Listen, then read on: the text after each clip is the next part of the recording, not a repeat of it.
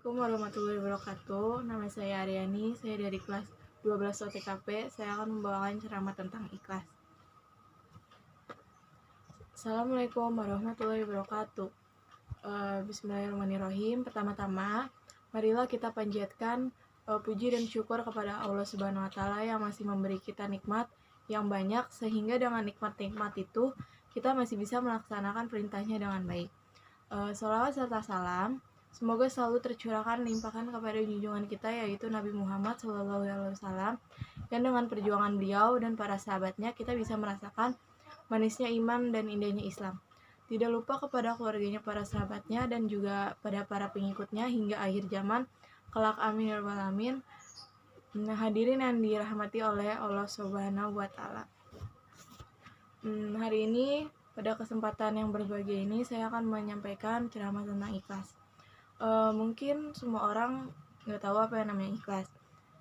Sering orang yang mengartikan itu ikhlas dengan melakukan sesuatu tanpa mengharapkan imbalan apa-apa dalam agama kita. Jadi ikhlas itu merupakan sesuatu yang dilaksanakan dengan sendirinya tanpa ada imbalan apa-apa. Ikhlas sendiri itu mempunyai terdapat dalam praktek kehidupan kita sehari-hari, yaitu contohnya ikhlas dalam bekerja, ikhlas dalam beramal, ikhlas dalam mengajar, ikhlas dalam beribadah, dan lain-lain. Nah, contohnya apabila kita masuk dalam konteks ibadah, ikhlas berarti melakukan ibadah karena Allah Subhanahu wa taala, bukan karena yang lain. Dan bukan juga karena ingin dipuji, bukan juga karena ingin terlihat soleh, tapi benar-benar semata-mata hanya karena Allah.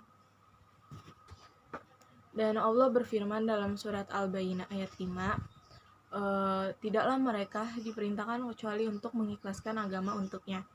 Dan ayat tersebut itu menerangkan pada kita tentang berlaku ikhlas dalam beragama. Apabila tidak dilandasi dengan ikhlas dan kejujuran, akan runyam dan seolah-olah tidak berbekas.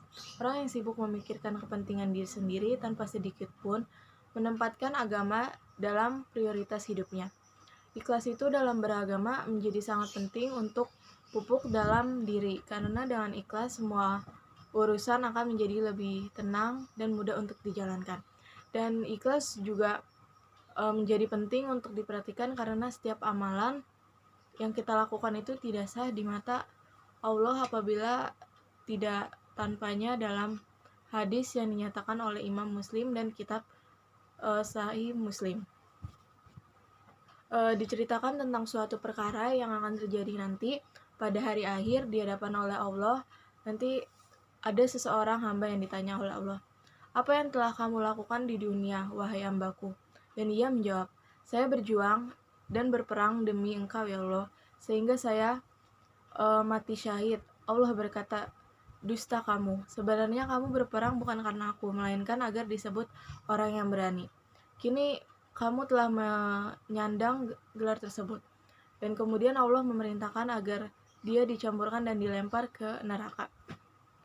Dan itu adalah contoh yang beribadah dengan tidak ikhlas dan mengharapkan imbalan selainnya. Dan kisah tersebut itu menjadi tamparan keras bagi kita yang masih sering beribadah atau melakukan sesuatu bukan karena dari hati, bukan karena Allah. Semoga kita termasuk orang-orang yang Allah lindungi dari hal-hal yang seperti itu.